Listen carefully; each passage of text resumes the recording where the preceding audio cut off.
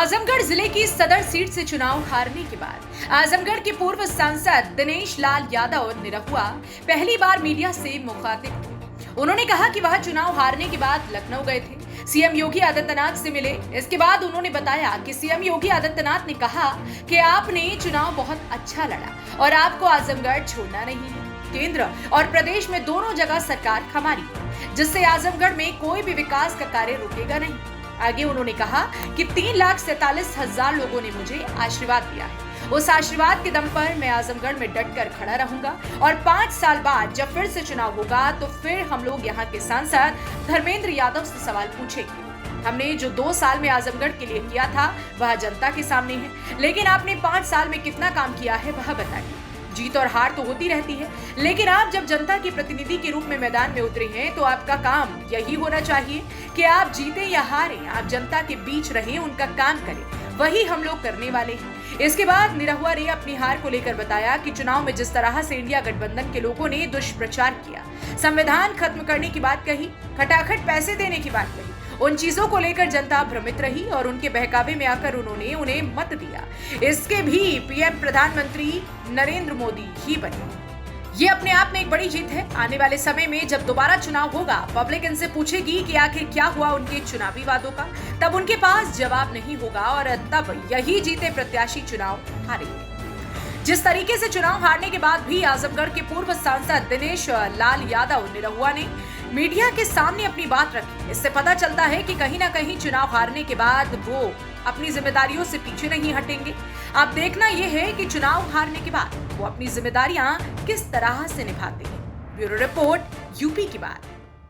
तो महाराज जी ने बहुत आशीर्वाद दिया और उन्होंने कहा कि बहुत अच्छा आप लड़े चुनाव, बस आपको आजमगढ़ छोड़ना नहीं है। और ये बात पहले भी मैं कहता था कि मैं जीतूं या हारूं, आजमगढ़ की जिम्मेदारी अगर मुझे दे दी है पार्टी ने कार्यकर्ता के रूप में तो मैं छोड़ने वाला नहीं है।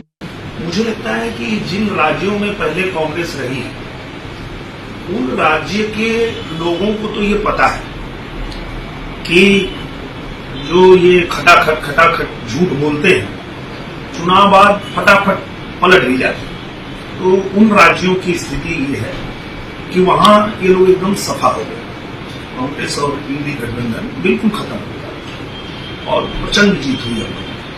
बात करें उत्तर प्रदेश की, तो यहां कांग्रेस का लंबे समय से शासन रहा नहीं और यहां के लोग जो हैं उनके झूठ में फंस गए। वो जो लोगों को दे रहे थे, कार्ड दे रहे थे कि आपको खटाखट पैसे मिल जाएंगे, तो इस भ्रम में कहीं न कहीं जनता पड़ गई और मुझे लगता है कि ये उनका फरेब, उनका झूठ जो है वो जनता को भ्रमित कर दिया।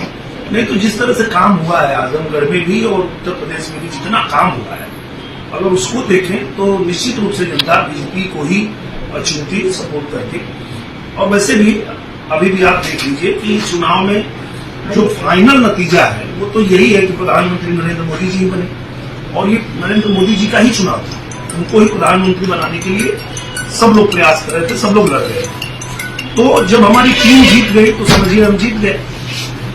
और जब हम खेलते हैं तो पूरी टीम के लिए खेलते हैं और जब टीम की जीत होती है तो हमारी जीत होती है। हमारे एक अकेले के जीतने हारने से वो टीम में फर्क नहीं पड़ता है। लगभग 44 जगह यूपी में जो है प्रत्याशी आए हैं जो कि अच्छे प्रत्याशी